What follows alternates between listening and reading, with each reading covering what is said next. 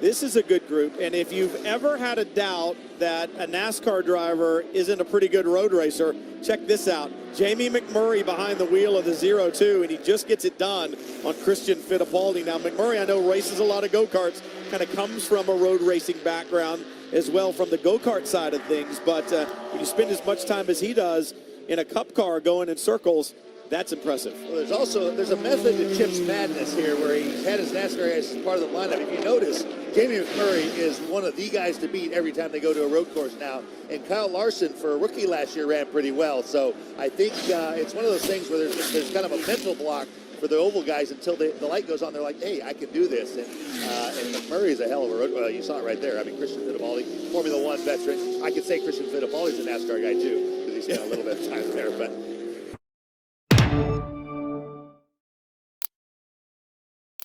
now here's a guy who has spent his entire life racing stock cars, never goes out in the wet. And here with slicks on the car, he is passing people right and left. And he has his teammate right behind him, keeping him honest, running defense. Now we must keep in mind that Dale Earnhardt is a very good road racer. He's had tremendous success in the NASCAR events at Sears Point, where he has won, and at Watkins Glen as well. He is not a novice when it comes to turning right, but this is a very different mechanical combination. The transmission is very different from the Jericho style one they use, just slamming it into gears without the clutch.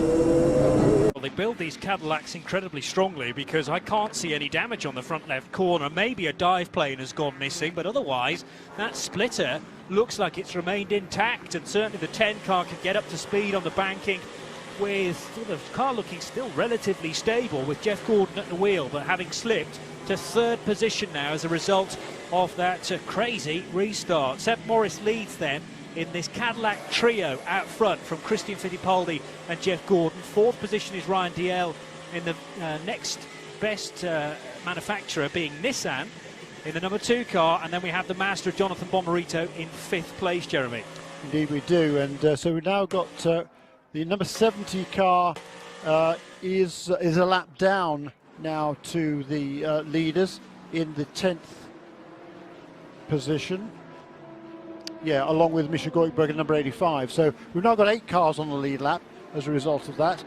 And the order now is kind of settling down just a little bit. You can see Misha Goikhberg on the tail of Jeff Gordon going up onto the banking. Here is Jimmy Johnson in the number 99 Gaines Co-Car, the Red Dragon from Bob Stallings Racing. See the running order in the class across the top of your screen. Johnson currently in 7th position. And 1 lap down to the race leader, David Donahue.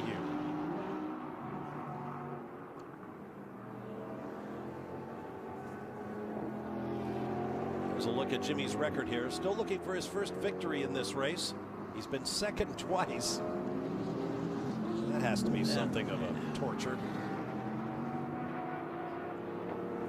If he can win, put him in pretty elite company with A.J. Foyt and Mario Andretti as the only 3 winners of the Daytona 500 and the Rolex 24. These are exciting times for Kyle Busch. Pit speed limiter off, fire it up, crank it up, away you go. First ever stint. Watch how furiously, Lee, he's going to have to work the wheel here at 3. This is where you have no grip on the outlap.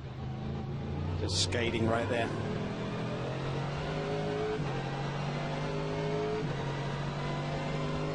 Going to have to lift in the kink a little bit, maybe drag a little left front brake. Little lift there. Now the fronts are starting to come in. They're building temperature. The mold release is starting to come off. Still big understeer. You'll have big understeer coming into 6, and then next time by should be all good to go. This is what makes this event so wonderful. One of the best that NASCAR has ever seen with a new experience. Now we'll start to load that tire around the banking, start to generate some temp at the same time. Now here's where you have to be careful on the outlap. You're at low pressure, so low ride heights until the pressures come up. You come to the bus stop. It's dark now, hard to spot the curbing. You got to be careful to not ride the curbs too much on low pressure. You can damage the bottom of the car. It's easy to kind of play it safe and kind of hunt for that apex and get a little too aggressive at your turn-in point. So while we ride with Kyle Busch, we're going to let you ride for a good couple of minutes and enjoy this ride. Townsend, we're going to release you. Good luck, mate. Thanks, guys. You've got to play some catch up. We'll be watching. We'll see you in the wee hours. Good stuff. We're going to do a tag team here and hand over to Rick Allen, Paul Tracy, Brian Till, fresh lot of pit reporters as well. Our continuing coverage on the app. Enjoy this ride with Kyle Busch.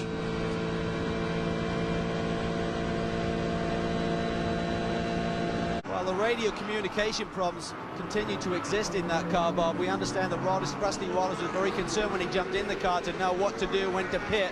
And they said simply, if you can't hear us on the radio, look at the timing pylon that's around the racetrack and come in around lap 267. So Rusty may have adjusted that a little bit, knowing they ran under caution for some time there, but 267 is the number he needs to get to. Then he realizes that he's in the pit window. So just going the simple method right now as they try and get those radio problems sorted out. Well, we saw the effects of that earlier on. Rusty Wallace pitted because there was a yellow, and being a good NASCAR regular, he knew that he wanted to pit if the yellow came out. Waltrip, is that the Waltrip family, the famous Waltrip? Yes, it is. He's done it very well. A Kentucky kid driving a Ferrari. That's like a Scotsman with the name Franchitti. You were giving him a hard time at the drivers' meeting about that today. Exactly. I can't imagine a Scotsman called Franchitti. When he drove with that, I was going to try and get him to, by depot, change his name to McTavish or something, but never did. But the Waltrip family have been very successful, haven't they? Oh, yeah. Well, I'll say. Well, Michael's won the 500 and the July race here in the Cup car. He's won in the trucks as well.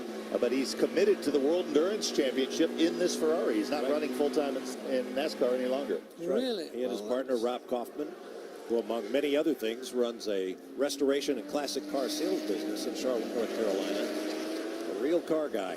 Just a little whoopsie there for Austin Cindric, talking of Timmy's dad. Austin, a very well-rounded young man, and in fact came to my attention in the Bathurst 12 Hours a couple of 3 years ago now, Shea Adam, when he was driving it was the Erebus Mercedes back then, wasn't it, for Betty? Yeah, it was for Betty Clemenco and the Erebus crew, where he drove with two other fairly youngsters, and they did a very good job. He then came back the year after, I seem to remember, and either finished third or almost finished third. Mike Shank was a single-seater racer and a very good one, and then he turned his attention to car ownership and has been a brilliant car owner, and he has a great relationship with this man, A.J. Allmendinger. It's a new generation for Daytona prototypes in Grand Am. This is Bob Riley's design for the company his son Bill runs, Riley Technologies. What a debut for the new chassis. Ford has not been to victory lane here in the Rolex 24 in 13 years. It has been a long, long wait. For Mike Shank, it's his 7th consecutive Rolex 24 at Daytona. My name in the side of your head, baby. And now AJ reminds Mike Shank he's going to shave his name in his head. It's an anniversary race. This has been a golden occasion. Yeah! Mike Shank Racing finally does it. And AJ Allmendinger steers that Ford Riley to victory lane. Tony Kanaan's not used to jumping out of a car. Kyle Larson's not used to jumping in the car and quickly getting his belts on. So that is the hiccup when you bring drivers in from other disciplines. The driver change is so important. They've got to get done. You've got to be ready to go once the car is dropped and the fuel is in. And obviously a little bit of a hiccup there on the 0-2. It's what they do between the getting in and getting out that's important, and they're really, really stunning. Just going back to that, Calvin, there should be no penalties assessed for anything like that, because that was genius the way he comes in. Nowhere in the regulations is saying you cannot come into pit lane faster than the other guy. Looks like the door on the right-hand side of the 0-2 is not latched securely. So I kind of come up. Cole's eyes there, just trying to get the power down. And this boy's got car control to burn, so that just shows you what it's all about. Got to maybe adjust the TC a little bit on this outlap just to try and make sure you don't make a mistake. There's the 49, third car in line. Crown Royal, Multimatic Ford. Veteran Daytona prototype fans can tell the cars apart just by their shapes. Now that has got Kurt Busch on board at the moment, so one of your NASCAR 9 is definitely out there at the moment. This car is scheduled to get some updates pretty shortly, aerodynamically speaking. It was, as you said, Bob, earlier, one of the very first cars designed, and they feel, and probably rightfully so, that they're at a bit of a deficit. And you see the 20 car flashing its lights, and something just flew up in the air. It did. I thought I was seeing things. There's debris out there. Ooh, got a little wide going down there to 1. That 20 was flashing its light as a courtesy, saying, hey, I'm on a roll. one NASCAR champion to another. Kurt Busch has stepped from the Crown Royal Multimatic, and Matt Kenseth strapping in. This is exciting stuff, Dorsey, to see these boys. Last year we got a taste with Little E and Jimmy Johnson and Tony Stewart. And of course, we've seen Robbie Gordon race Daytona prototypes, but the influx of NASCAR stars to this series is quite amazing. It is indeed, and actually, this picture right here is answering an email question that we got from a sponsor that used to sponsor me, Mike Welke from Whistler. Asked me, does Jack Roush have a team in the field? Of course, he doesn't have a team, but he certainly has a lot of his drivers there. Kurt Busch, Matt Kenseth, Greg Biffle, and let's talk to Kurt Busch. Chris? Hey guys, the 49 was just in. Busch hopped out. Kenseth in. These guys did assess a penalty down here because they didn't have a fire bottle over the wall when they plugged the fuel in. So small penalty of 10 seconds, but Kenseth, our 2003 Nextel Cup champion, is finally behind the wheel, and we're going to try to track down Kurt Busch here and see if we can get a couple words with him. They sent Tony Stewart, and he is still in the lead of this Rolex 24 at Daytona race. Talk about pressure. After running for 23 and a half hours. Now there's a team that does need rain now. Yes. To try and take some load off the car. This car has been the lead car for the majority of this race. Andy Wallace, Dale Earnhardt Jr. and the man driving now, Tony Stewart, to come within less than 40 minutes of the checkered flag and have this. We are set for an exciting dragging on the floor, the right side pot about 1.5 inches above the ground. Well, his left front's going to be completely in the air, isn't it? I mean, the right rear's going to be banging on the chassis. Yeah. Left front's going to be off the ground. Not going to handle very well, Tony. Hold on to it, buddy. You look at the gap between the bodywork there on the ground. From Bobby Labonte, here comes Emmanuel Collard, side by side with Bobby Labonte, and look, here comes Scott Sharp lining up for a shot as well. Bobby let that happen. He could have pursued it because this next corner, left-hander right here, Bobby would have had the inside for, but no need to go side by side at this point in the show. Well, as far as the engine manufacturers are concerned in this race, Pontiac must be delighted. They fill the top 5 positions right now. And it's a strong run from the Doran team, Brian. Oh, indeed it is, Lee. I just checked in with Kevin Doran on Bobby Labonte, and he said he's doing great. They changed the setup since test days here. The drivers like it a lot better. The Labonte's, though, the thing they're still going to have to work on is braking. You have to understand, in these prototypes, they literally use thousands of pounds of effort on the brake pedal to get these cars to stop, and the brake application process is so different than their Nextel Cup cars that they're used to, where you have to be so gentle and progressive on the brake application. And I think we're seeing that right now. These sports car racers are getting the best of it, and it's happening in the braking zone. Let's listen into the radio conversations on the race-leading Chevy Crawford prototype in the hands of Dale Earnhardt Jr. between the hours of roughly 4:30 to 5 a.m. this morning.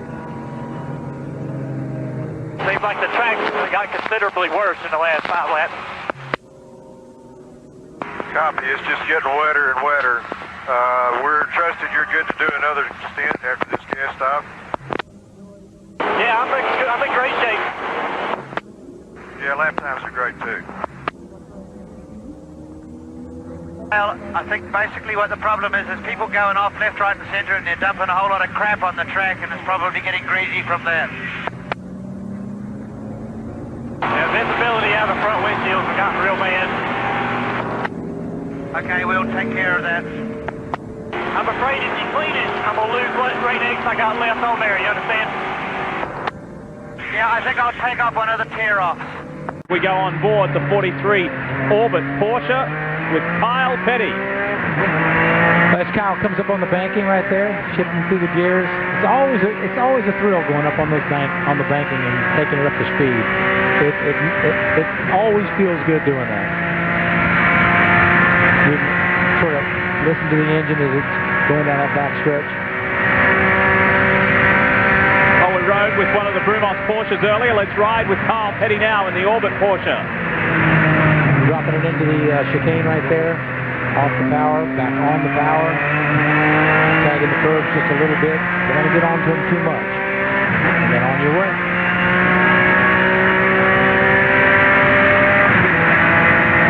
It looks easy on camera. It looks, gee, I could do this. You know, you see Scott Sharp driving the car and the hands in the steering wheel. They're not doing a whole lot. It looks easy. It's not as easy. Look at the sun right there. I mean, it's blinding. And